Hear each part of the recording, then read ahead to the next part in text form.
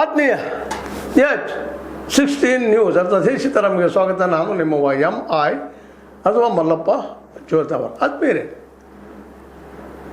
ನಾವು ನೋಡ್ತಾ ಇದ್ದೀವಿ ಏಕಾಏಕಿ ಯಾಕೋ ನಮ್ಮ ಮೋದಿಯೋ ಮತ್ತು ಶಾರೋ ಗಾಬರಿಗೊಂಡಿದ್ದಾರೆ. ಯಾಕಂದರೆ 28 ಅಥವಾ ಅದಕ್ಕೆ ಹೆಚ್ಚು ಜನರನ್ನು ಬದಲಾವಣೆ ಮಾಡ್ತಾ ಇದ್ದಾರೆ. ಅಧ್ಯಕ್ಷನೋ ಮತ್ತೇನೋ ಬೇರೆ ಬೇರೆ ಮುಖ್ಯ ಸ್ಥಾನಗಳಲ್ಲೇ ಬದಲಾವಣೆ ಮಾಡಿ ಹೊಸ ಹುಡುಗರನ್ನು ತರ್ತಾ ಇದ್ದಾರಲ್ಲೇ. ಕೆಲವೊಂದಿಷ್ಟು ಹಳೆ ಮುಖಗಳನ್ನು ತೆಗಿತಾ ಇದ್ದಾರೆ. ಅದರಲ್ಲೂ ಮುಖ್ಯವಾಗಿ BJPಯ IT ಸೆಲ್ ಇಲ್ಲಿವರೆಗೆ BJPಯ ಏಳಿಗೆಗೆ ಭಾಳಷ್ಟು ದುಡಿದಂಥವರು ಅಮಿತ್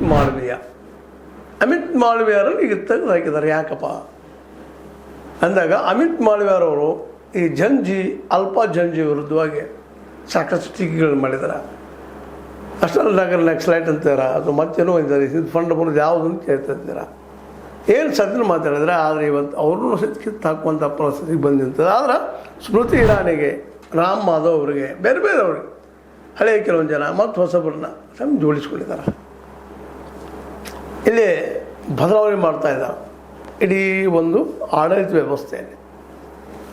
ಯಾಕಿದು ನಿರ್ಧಾರ ಅನ್ನುವಂಥದ್ದು ಈಗ ಎಲ್ಲ ಕಡೆ ಚರ್ಚೆ ಆಗ್ತಾಯಿದೆ. ಆದರೆ ಜನ ಬಯಸ್ತಾ ಇರೋದು ಅಲ್ಫಾ ಈ ಜಂಜಿ ಮತ್ತು ಜಂಜಿ. ಈ ಅಲ್ಫಾ ಜಂಜಿ ಅಂದರೆ ಏನು ಅಂತಂದ್ರೆ 8-9 ವರ್ಷಗಳದ 15 ವರ್ಷ ಒಳಗಿನ ಮಕ್ಕಳು. ನೋಡ್ರಿ ನೀವು ಎಲ್ಲೆಲ್ಲಿ ಇಡೀ ದೇಶದ ತುಂಬ, ಅದರಲ್ಲೂ ಉತ್ತರ ಭಾರತದಲ್ಲೇ ಅಲ್ಲಿ ಸ್ಕೂಲ್ಗಳ ಪರಿಸ್ಥಿತಿ, ಅದರ ಶಾಲೆಗಳ ಪರಿಸ್ಥಿತಿ, ಅಲ್ಲಿ ಮಿಡ್ ಡೇ ಮೀಲಿದ ಪರಿಸ್ಥಿತಿ, ಅಲ್ಲಿ ಶೌಚಾಲಯಗಳ ಪರಿಸ್ಥಿತಿ, ಅಲ್ಲಿ ಫ್ಯಾನ್ಗಳಿಲ್ಲದ ಪರಿಸ್ಥಿತಿ, ಶಿಕ್ಷಕರಿಲ್ಲದ ಪರಿಸ್ಥಿತಿಯಿಂದ ಅಲ್ಲಿ ವಿದ್ಯಾರ್ಥಿಗಳು ಸೆಳೆದು ನಿಂತಿದ್ದಾರೆ. ಇವತ್ತು ರಾಜಸ್ಥಾನದಲ್ಲಿ ಆರಂಭ ಆದಂಥ ಈ ಒಂದು ಪ್ರತಿಭಟನೆ ಉತ್ತರ ಭಾರತ ತುಂಬ, ಉತ್ತರ ಪ್ರದೇಶದಲ್ಲೂ ಇಟ್ಟು ಜೋರ್ದಾರಾಗಿ ನಡೀತಾ ಇದೆ ಪ್ರತಿಭಟನೆಗಳು. ಅಲ್ಲಿ ಶಾಲೆ ಕಾಲೇಜುಗಳು, ಅದರಲ್ಲೂ ಮುಖ್ಯವಾಗಿ ಶಾಲೆಗಳಲ್ಲಿ 10-12 ವರ್ಷ ಅಥವಾ 8-10 ವರ್ಷದಿಂದ 15 ವರ್ಷದ ಮಕ್ಕಳು ಮೋದಿ ಅವರನ್ನು ವಿರೋಧ ಮಾಡ್ತಾ ಇದ್ದಾರೆ. ನಮಗೆ ಶಾಲೆ ಕೊಡ್ರಿ ಅಂತ ಕೇಳ್ತಾ ಇದ್ದಾರೆ. ಇವತ್ತು CJP ಕಾಕ್ರೋಚ್ ಜನತಾ ಪಾರ್ಟಿ ಯುವಕರು ಅಲ್ಲಿ ಹೋಗ್ತಾ ಇದ್ದಾರೆ. ಹೌದು, ನಮಗೆ ಶಾಲೆಗಳು ಬೇಕು, ಉತ್ತಮ ಶಾಲೆಗಳು, ಪಂಕ ಕೂಡ ನಮಗೆ ಗೋಡೆಗೆ ಮೇಲೆ ಛತ್ತುಗಳು ಬೀಳಲಾರದಂಥ ನಮಗೆ ಶಾಲೆಗಳನ್ನು ಕಟ್ಟಿಸಿಕೊಡ್ರಿ. ಗೋಡೆಗಳು ಹೋಗಿದ್ದಾವ, ಶಿಕ್ಷಕರಿಲ್ಲ, ನಮಗೆ ಸಫಿಷಿಯೆಂಟ್ ಕೊಡ್ರಿ. ಮಿಡ್ ಡೇ ಮೀಲ್ ಯಾವ ರೀತಿ ಕೊಡ್ತಾ ಇದ್ದಾರೆ ನೋಡ್ರಿ ಅಂತೇಳಿ. ಇದು ಹೇಗಾಗಿ ಜೋರು ಹಿಡಿದಾಗ ಅಲ್ಲಿಯ ಅನಿವಾರ್ಯವಾಗಿ ಅಲ್ಲಿಯ ಶಿಕ್ಷಣ ಇಲಾಖೆ ಒಂದು ಏನಪ್ಪ ಅಂದ್ರೆ ಆದೇಶವನ್ನು ಹೊರಡಿಸಿದ. ಈ ಸ್ಕೂಲ್ಗಳಿಗೆ ಯಾರೂ ಹೊರಗೆ ವಿಡಿಯೋ ಮಾಡಿಕೊಡೋದು, ಒಳಗೆ ಹೋಗ್ಕೊಡೋದು ಅಂತೇಳಿ, ಶಾಲೆಗಳಿಗೆ ಹೋಗ್ಕೊಡೋದು ಅಂತೇಳಿ ಗಾಬರಿಗೊಂಡದ ಅಲ್ಲಿ ಸರ್ಕಾರ. ನಿಮಗೆ ಗೊತ್ತದ ಭಜನ್ಲಾಲ್ ಅಂತೇಳಿ ಅಲ್ಲಿಯ CM ರಾಜಸ್ಥಾನದ, ಉತ್ತರ ಪ್ರದೇಶದಿಂದ ನಿಮ್ಗೆ CM ಗೊತ್ತವ್ರು ಯೋಗಿ ಆದಿತ್ಯನಾಥ್. ಎಲ್ಲ ಕಡೆ ನಿಧಾನಕ್ಕೆ ಹೇಳ್ತಾ ಇದ್ದೀವಿ, ನೀವು ಇದಂಥವ್ರು ಎಲ್ಲೇ ಶೂಟ್ ಮಾಡುವಾಗಿಲ್ಲ ಇವತ್ತು ಆದೇಶನ ಹೊರಡಿಸಿದ್ದಾರೆ. ಯಾಕೆ ಈ ಆದೇಶ? ಯಾಕಂತಂದ್ರೆ ಈ ಆದೇಶದಿಂದ ಯಾರೂ ಶಾಲೆಗಳೊಳಗೆ ಹೋಗೋದಂಥ, ಶಾಲೆಗಳಿಗೆ ಭೇಟಿಯಾಗೋಂಥ ಪರಿಸ್ಥಿತಿ ನಿರ್ಮಾಣ ಮಾಡ್ತಾ ಇದ್ದಾರೆ. ಹೀಗಾಗಿ ಇವತ್ತು ಏನಪ್ಪ ಅಂತಂದ್ರೆ ಇಡೀ ವ್ಯವಸ್ಥೆ ಅಲ್ಲೇ ಶಿಕ್ಷಣ ವ್ಯವಸ್ಥೆ ನಲಗಿದಂಗೆ ಆಗಿದೆ. ಇದು ಇವತ್ತು ದೊಡ್ಡ ಫ್ರೆಷರ್ ಅಂತ ಅರ್ಥ ಇದೆ. ಇಡೀ ದೇಶದ ತುಂಬ ಇದಾಗ್ತಾಯಿದೆ. ಉತ್ತರ ಭಾರತದಲ್ಲಂತೂ ಪೂರ್ತಿಯಾಗಿ ಇವತ್ತು ಏನಪ್ಪ ಅಂದರೆ ಅಲ್ಪಾ ಜಂಜುಗಳು ಎದ್ದು ನಿಲ್ತಾ ಇದ್ದಾರೆ. ನಮಗೆ ಶಿಕ್ಷಣ ಸರಿಯಾಗಿ ಕಲಿಸುವಂಥ ಮಾಸ್ತರ್ನ ಕೊಡ್ರಿ, ಗುರುಗಳನ್ನ ಕೊಡ್ರಿ, ಗುರುಮಾತೆಯನ್ನು ಕೊಡ್ರಿ ಅಂತೇಳಿ ಇದು ನಿಧಾನಕ್ಕೆ ಉತ್ತರ ಭಾರತ ತುಂಬಲ್ಲಿ ಹಬ್ಬುತ್ತಾ ಇದೆ. ಇಲ್ಲಿವರೆಗೆ ಆ ಯುವಕರದಾಯಿತು, ಅದರಲ್ಲೂ ಜಂತರ ಮಂತರದಲ್ಲೇ ಈ ಮಾಡಿದ ಹಿಂಸಾತ್ಮಕವಾದ ದಾಳಿಯಿಂದಾಗಿ ಪೊಲೀಸರಿಂದಾಗಿ ಇವತ್ತು ಶಾರ್ ಅವರು ರಾಜೀನಾಮೆ ಕೊಡಲೇಬೇಕು ಅನ್ನುವಂಥ ಹಂತಕ್ಕೆ ಬಂದಿರ್ತದೆ. ಪ್ರಸಂಗದಲ್ಲೇ ಹೇಗೋ ದಾಟಿದ್ವಿ ಅನ್ನೋದ್ರೊಳಗೆ ಅಲ್ಫಾ ಜಂಜಿಗಳು ಶುರುವಾಗಿಬಿಟ್ಟದ. ಇಲ್ಲಿ CJP ಅಂದರೆ ಯುವಕರ ತಂಡ ನಿಧಾನಕ್ಕೆ ಹೊಸ ಜನ್ರೇಷನ್ ಬರ್ತಾ ಇದೆ. ಹೌದು, ನಮಗೆ ಬೇಕಾದ ಒಳ್ಳೆಯ ಸ್ಕೂಲ್ ಕೊಡ್ರಿ, ಒಳ್ಳೆ ಮಿಡ್ ಡೇ ಮೀಲ್ ಕೊಡ್ರಿ, ಮಿನಿಮಮ್ ಸ್ವಚ್ಛ ಇದ್ದಂತಹ, ಅದೇ ಕಾಲಕ್ಕೆ ಒಳ್ಳೆಯ ಶಿಕ್ಷಣ ನಮಗೆ ಕೊಡ್ರಿ ಅಂತೇಳಿ ಇದು ಬೆಳೆದು ನೋಡಿದರೆ, ಅದು ಉತ್ತರ ಭಾರತ ತುಂಬ ಬೆಳೆಯೋದನ್ನು ನೋಡಿದರೆ ಇದು ಅಷ್ಟು ಸುಲಭವಾಗಿ ಮುಚ್ಚುವಂಥದ್ದಲ್ಲ. ಆದರೂ ಇದನ್ನು ಏನಾದರೂ ಮಾಡಿ ಅದ್ರ ಕರ್ಬ್ ಮಾಡಬೇಕು ಅಂತ ಹೊರಟಿದ್ದಾರೆ. ಆದರೆ ಎಲ್ಲ ಅಲ್ಪಾ ಜಂಜಿ, ಈ ಒಂದು ಜಂಜಿ ಏನಿದ್ದಾರೆ ಇವ್ರನ್ನ ಕಂಟ್ರೋಲ್ ಮಾಡೋದು ಹೇಗಪ್ಪ ಅನ್ನುವಂಥ ಒಂದು ಪ್ರಶ್ನಾವಳಿಗೆ ಮುಂದೆ ಬರ್ತಾಯಿದೆ. ಇದೆಲ್ಲ ಡೆವಲಪ್ಮೆಂಟ್ ನಡೆಯುವ ಹೊತ್ತಿನಲ್ಲೇನ ಈ ನಮ್ಮ ಆಂಧ್ರ ಪ್ರದೇಶದ ಮುಖ್ಯಮಂತ್ರಿ ಚಂದ್ರಬಾಬು ನಾಯ್ಡು ಅವರು ಈ ಒಂದು ಜಂಜಿಗಳ CJPಗಳ ಅಲ್ಫಾ ಜಂಜಿಗಳ ಪರವಾಗಿ ಧ್ವನಿ ಎತ್ತಿ ಶಾರ್ ಅವರು ರಾಜೀನಾಮೆ ಕೊಡಬೇಕಾಗಿದೆ ಇದನ್ನು ಅಥವಾ ಖಾತೆಯೇ ಬದಲು ಮಾಡಿದ್ರೆ ಅವರನ್ನು ಅನ್ನುವಂಥ ಪ್ರಶ್ನೆ ಕೇಳ್ತಾ ಇದ್ದಾರೆ. ಇವೆಲ್ಲ ಡೆವಲಪ್ಮೆಂಟ್ಗಳನ್ನು ನೋಡಿದಾಗ ಏನಾಗ್ಬೋದು ಮುಂದಿನ ದಿನಗಳಲ್ಲಿ ಅನ್ನುವಂಥ ಚಿಂತೆ ಎಲ್ಲರನ್ನೂ ಕಾಲಿಕ್ಕೆ ಶುರು ಮಾಡಿಬಿಟ್ಟದ. ಈ ಡೆವಲಪ್ಮೆಂಟ್ಗಳು, ಈ ಅಭಿವೃದ್ಧಿಗಳು ನಮ್ಮ ಮೋದಿಯವರಿಗೆ ನುಂಗಲಾರದ ಬಿಸಿ ತುಪ್ಪ ಆಗ್ತಾ ಇದ್ದಾವೆ.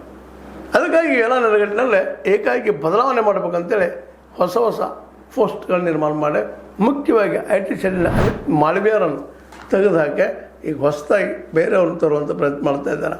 ಸ್ಮೃತಿ ಇರಾನಿಗೂ ಸಹಿತ ಆಹ್ವಾನ ಕೊಟ್ಟಿದ್ದಾರೆ. ಕಾರಣಷ್ಟ ಸ್ಮೃತಿ ಇರಾನಿಯವರು ಈ ಮೊದಲ ರಾಹುಲ್ ಗಾಂಧಿಯವರನ್ನ ಟೀಕೆ ಮಾಡೋದರಲ್ಲಿ ಮೊದಲಿಗರಿದ್ದರು ಮತ್ತು ಅವರು ಸೋಲಿಸಿದ್ರೂ ಕೂಡ ಈಗಲೂ ಅವರನ್ನು ಮುಂತಂದ ಈ ಢಾಲನ್ನು ಇಟ್ಟಿದ್ದಾರೆ. ಇದು ಎಷ್ಟು ಮಟ್ಟಿಗೆ ಯಶಸ್ವಿ ಆಗ್ತದೆ ಗೊತ್ತಿಲ್ಲ.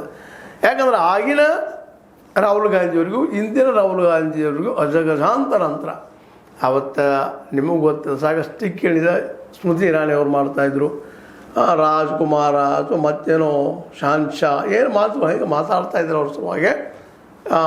ಅದೇ ಕಾಲಕ್ಕೆ ಪಪ್ಪು ಮತ್ತು ಏನೇನೋ ಮಾತಾಡ್ತಾಯಿದ್ರು. ಇವತ್ತು ಆ ಭಾಷೆ ಅಲ್ಲಿ ನಡೀಲಿಕ್ಕಿಲ್ಲ ಅಂತೇಳಿ ಅದನ್ನೆಲ್ಲ ಮೀರಿ ಇವತ್ತು ಬಾಪು ಆಗಿಬಿಟ್ಟಿದ್ದಾರೆ ನಮ್ಮ ರಾಹುಲ್ ಗಾಂಧಿಯವರು. ಅದೇ ಕಾಲಕ್ಕೆ ರಾಮ್ ಮಾಧವ್ ಅವರು ಸಹಿತ ಇವತ್ತು ಅವರು ತೆಗೆದುಕೊಂಡಿದ್ದಾರೆ. ಇಂಥ ಅನೇಕರು ಹೊಸ ಬೇರೆ ಬೇರೆ ಜನರು ತಂದು ಇಲ್ಲೇ ಒಂದು ಸಮಿತಿಯಲ್ಲಿ ಈ ವರ್ಕಿಂಗ್ ಕಮಿಟಿಯಲ್ಲಿ ಸೇರಿಸ್ತಾ ಇದ್ದಾರೆ. ಇವ್ರದ್ದು ಕೆಲಸ ಏನಪ್ಪ ಅಂತಂದ್ರೆ BJP ಪರವಾಗಿ ಒಳ್ಳೆಯ ಅಭಿಪ್ರಾಯ ಜನರಲ್ಲಿ ಮೂಡಿಸೋದು. ಮತ್ತು ಸಂದೀಪ್ ಚೌಧರಿ ಅಂತಕ್ಕಂಥವ್ರು ಸಂದೀಪ್ ಅಂತೇಳಿ ಅವರನ್ನು ತಂದು ಇಲ್ಲಿ ಯಂಗ್ ಜನ್ರೇಷನ್ನ ಜನರ ಮುಂದೆ ಇಡ್ತಾ ಇದ್ದಾರೆ. ನಾವು ನಿಮ್ಮ ಪರ ಇದ್ದೀವಪ್ಪ ಅಂತೇಳಿ. ಆದರೆ ಆಲ್ರೆಡಿ ಜಂಜಿಗಳಾಗಿರ್ಬೋದು ಅಥವಾ CJP ಆಗಿರ್ಬೋದು, ಈಗ ಅಲ್ಫಾ ಈ ನಮ್ಮ ಜಂಜಿಗಳಾಗಿರ್ಬೋದು, ಇವರು ಇವತ್ತು ಮೋದಿಯವರ ಹಠಾವು ಅನ್ನುವಂಥ ಮತ್ತೆ ನಿಂತಿದ್ದಾರೆ. ಏನಿದ್ರು ದೋಷ ಇರೋದು ಮೋದಿಯವರನ್ನು ಚೇಂಜ್ ಮಾಡಿರಿ ಅನ್ನುವಂಥ ಮಟ್ಟಕ್ಕೆ ಬಂದದ. ಇದು ಎಷ್ಟು ಮಟ್ಟಿಗೆ ಆಗ್ತದಲ್ಲ ಗೊತ್ತಿಲ್ಲ, ಬಟ್ ಇದು ಮಾತ್ರ ಜೋರು ಹಿಡಿತಾ ಇದೆ.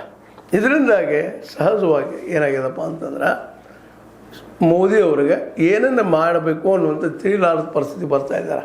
ದಿನದಿಂದ ದಿನಕ್ಕೆ BJPಯಲ್ಲಿ ಏಕಾಂಗಿ ಆಗುವಂಥ ಎಲ್ಲ ಅವಕಾಶಗಳು ನಿರ್ಮಾಣ ಆಗ್ತಾ ಇದ್ದಾವೆ.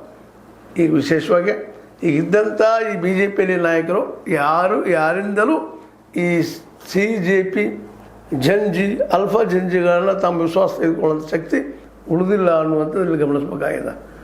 ಈ ಎಲ್ಲ ನೆಲೆಗಟ್ಟಿನಲ್ಲೇ ಈ ಒಂದು ಏನಪ್ಪ ಅಂತಂದ್ರೆ ಮೂಮೆಂಟ ನಿಶ್ಚಿತವಾಗಿಯೂ BJPಗೆ ಮತ್ತು ಮೋದಿ ಶಾರ್ ಅವರಿಗೆ ನುಂಗಲಾರದ ಬಿಸಿ ತುಪ್ಪ ಆಗಿ ಪರಿಣಮಿಸದ. ಇದು ಯಾವ ಒಂದು ಶಿಕ್ಷಣ ಮೂಲಕ ನಾವು ಬದಲಾವಣೆ ತರ್ತೀವಿ, ಯಂಗ್ ಜನ್ರೇಷನ್ ನಾನು ಕಡೆ ಇಟ್ಕೊಳ್ತಾನೆ ಅಂತ ಹೇಳ್ಕೊಂಡಿದ್ರು. ಈ ಕಳೆದ 12 ವರ್ಷಗಳಿಂದ ಒಂದು ದೊಡ್ಡ ಯುವ ಸಮುದಾಯ ಹೆಚ್ಚು ಕಡಿಮೆ ಅವ್ರ ನಂತರದ್ದು. ಯಾಕಂದ್ರೆ ಈ ಸಣ್ಣ ಮಕ್ಕಳ ತಂದೆ ತಾಯಿಗಳ ಸಹಿತ ಇವ್ರಿಂದ ದೂರ ಆಗುವಂಥ ಸಾಧ್ಯತೆಗಳಿದ್ದಾವೆ. ಕೇವಲ ಇಲ್ಲಿ ಅಲ್ಫಾ ಜಂಜಿಗಳಲ್ಲೇ ಬರೀ ವಿದ್ಯಾರ್ಥಿಗಳು ಅಷ್ಟೇ ಇಲ್ಲ, ಅವ್ರ ಪಾಲಕರು ಸಹಿತ ಇವ್ರ ಜೊತೆ ಕೊಡುವುದರಿಂದಾಗೆ ಇದೊಂದು ದೊಡ್ಡ ಪರಿವರ್ತನೆ ಗಾಳಿ ಆಗ್ಬೋದು. ಅದರಲ್ಲೂ ಮುಖ್ಯವಾಗಿ ರೈತರ ವಿರೋಧ ಆಗಿದ್ದಾರೆ, ಕೂಲಿಕಾರರ ವಿರೋಧ ಆಗಿದ್ದಾರೆ, ನೌಕರರ ವಿರೋಧ ಆಗಿದ್ದಾರೆ, ಎಲ್ಲರೂ ಸ್ಟ್ರೈಕ್ಗಳು ಹೇಳ್ತಾ ಇದ್ದಾವೆ. ಆನಂತರ ಈಗ ಯುವಕರು ಬಂದರು ಜಂಜಿ ಇದರಲ್ಲಿ ಈಗ ಅಲ್ಫಾ ಜಂಜಿಗಳು ಬಂದಿದ್ದಾರೆ. ಜಂಜಿಗಳು ಅಲ್ಫಾ ಅವರಿಂದ ಅವರ ತಂದೆ ತಾಯಿಗಳು, ಅವ್ರ ಪೋಷಕರು, ಅವ್ರ ಸಂಬಂಧಿಗಳೆಲ್ಲ ಬರೋದರಿಂದಾಗೆ ಇದು ಸಮಗ್ರವಾಗಿ BJP ಅಥವಾ ಮೋದಿ ಅವ್ರ ವಿರೋಧದ ಒಂದು ದೊಡ್ಡ ಅಲೆ ಏಳುವ ಎಲ್ಲ ಸಾಧ್ಯಗಳು ಇಲ್ಲೇ ಕಂಡು ಬರೋದರಿಂದಾಗೆ ಸಹಜವಾಗಿ ಮೋದಿ ಮತ್ತು ಶಾ ಇಬ್ಬರು ಬೆದರಿದ್ದಾರೆ ಅಂತೇಳಿ ಅನ್ನಿಸ್ತಾ ಇದೆ. ಮೇಲಾಗೀಗ ನಮ್ಮ ಚಂದ್ರಬಾಬು ನಾಯ್ಡು ಅವರು ಸಹಿತ ಇವರು ಶಾರ್ ಅವರು ರಾಜೀನಾಮೆ ಕೊಡಲಿ ಅಂತ ಹೇಳೋದನ್ನು ಗಮನಿಸಿದಾಗ ಇದು ಸುಲಭವಾಗಿ ಬಗೆಹರಿಯುವಂಥದ್ದೆಲ್ಲ. ಕೇವಲ ಒಂದು 28-30 ಜನರ ಪದಾಧಿಕಾರಿಗಳನ್ನು ಬದಲು ಮಾಡಿದರೆ ಚೇಂಜ್ ಆಗ್ತದೆ ಅನ್ನುವಂಥದ್ದು ಇನ್ನೊಂದನ್ನು ವಿಶೇಷವಾಗಿ ಏನು ಮಾಡ್ತಾ ಇದ್ದಾರಪ್ಪ ಅಂತಂದ್ರೆ ಇದು ಪಾಲಿಸಿ ಮೋದಿಯವರು ಇದನ್ನು ಗುಜರಾತ್ನಲ್ಲಿ ಮಾಡ್ತಾಯಿದ್ರು. ಒಮ್ಮೆಗೆ ಇಡೀ ಮಂತ್ರಿಮಂಡಲ ಬದಲು ಮಾಡುವಂಥದ್ದು ಇಲ್ಲೂ ಆಗ್ಬೋದು, ಈ ಕ್ಯಾಬಿನೆಟ್ ಚೇಂಜು ಆಗ್ಬೋದು, ಕೆಲವೊಂದು ಮುಖ್ಯಮಂತ್ರಿಗಳು ಚೇಂಜ್ ಮಾಡ್ಬೋದು. ಮಾಡಿ ಮತ್ತು ಜನರ ಕಣ್ಣಲ್ಲಿ ಒಂದಿಷ್ಟು ತಾವು ಉಳಿಯುವಂಥ ಪ್ರಯತ್ನ ಮಾಡ್ತಾ ಬಂದಿದ್ದಾರೆ. ಈಗೂ ಅದು ಪ್ರಯತ್ನ ಮಾಡ್ತಾ ಇದ್ದಾರೆ. ಅದು ಎಷ್ಟು ಮಟ್ಟಿಗೆ ಯಶಸ್ವಿ ಆಗ್ತಾರೆ. ಆದರೆ ಇವರನ್ನು ಮಾತ್ರ ಇವತ್ತು ಜಂಜಿಗಳಾಗಿರ್ಬೋದು, ಅಲ್ಪಾ ಜಂಜಿಗಳಾಗಿರ್ಬೋದು, CJPಗಳಾಗಿರ್ಬೋದು, CJPಗಳಾಗಿರ್ಬೋದು ನಂಬುತ್ತಾ ಇಲ್ಲ. ಇವ್ರು ಏನು ಹೇಳಿದರು, ಇವ್ರ ಮೇಲೆ ಅಟ್ಯಾಕ್ ಅದ ಅನ್ನೋದು ಮಾತು ಸತ್ಯ ಅಂತ ಹೇಳ್ತಾ ಇದು ನಿಮ್ಗೆ ಲೈಕ್ ಆಗಿರ್ಬೋದು, ಲೈಕ್ ಮಾಡಿ ಶೇರ್ ಮಾಡಿ ಕಮೆಂಟ್ ಮಾಡಿ ಜೊತೆ ಸಬ್ಸ್ಕ್ರೈಬ್ ಮಾಡಿ. H16 ನ್ಯೂಸ್ ಅರ್ಧ ಸಿದ್ಧಾಂತ ಸತ್ಯ ಕೈಗೊಂಡು ವಂದನೆಗಳು. ಆತ್ಮೀಯ ಸಾರ್ವಜನಿಕರಲ್ಲಿ H16 ಅರ್ಥಾತ್ ಸೀತಾರಾಮದಿಂದ ಒಂದು ಮನವಿ. ಈ ಸಂಸ್ಥೆ ಭ್ರಷ್ಟಾಚಾರ, ಅನ್ಯಾಯ, ಅತ್ಯಾಚಾರಗಳಿಂದ ನೊಂದವರ ವೇದಿಕೆ. ಅನ್ಯಾಯಕೋರರ, ಭೂಗಳ್ಳರ, ನಶಾ ಸಾರಾಯಿ ಮಾಫಿಯಾಗಳ ವಿರುದ್ಧದ ಧ್ವನಿ. ರೈತರ, ಕೂಲಿಕಾರ, ಕಾರ್ಮಿಕರ, ಬಿದ್ದ ಸಮುದಾಯ ಜನರ ಧ್ವನಿ. ಬೆಂಬಲವಾಗಿ ನಿಂತು ತನುಮನ ಧನದ ಸಹಾಯಕ್ಕೆ ಸಾರ್ವಜನಿಕರಲ್ಲಿ ಕೋರಿಕೆ. ದಾನದ ಸಹಾಯ ನೀಡಿ ಸ್ವಾತಂತ್ರ್ಯ ಪತ್ರಿಕೋದ್ಯಮ ಉಳಿಸಿ ಬೆಳೆಸಿ. ವಂದನೆಗಳು. ತಮ್ಮನ್ನೇ ನಂಬಿರುವ ಮಲ್ಲಪ್ಪ ಇ ಜೋತಾವರ್. ಈ ಕೆಳಗಿನ QR ಸ್ಕ್ಯಾನ್ ಮಾಡಿ ಅಥವಾ ಈ ನಂಬರ್ ಅಂದರೆ 7411402405ಗೆ ಇಲ್ಲ 9686864852ಗೆ ನೀವು ಫೋನ್ಪೇ ಮಾಡಿ, ಪೇಟಿಎಮ್ ಮಾಡಿ ಅಥವಾ ಇನ್ನಾವುದೇ ಮಾಧ್ಯಮದಿಂದ ಗೂಗಲ್ ಮೂಲಕ ಸಹಾಯ ಮಾಡಿ ಈ ಪ್ರಾಮಾಣಿಕ ಪತ್ರಿಕೋದ್ಯಮವನ್ನು ಉಳಿಸಿ ಅಂತ ಮತ್ತೊಮ್ಮೆ ಮನವಿ. ವಂದನೆಗಳು.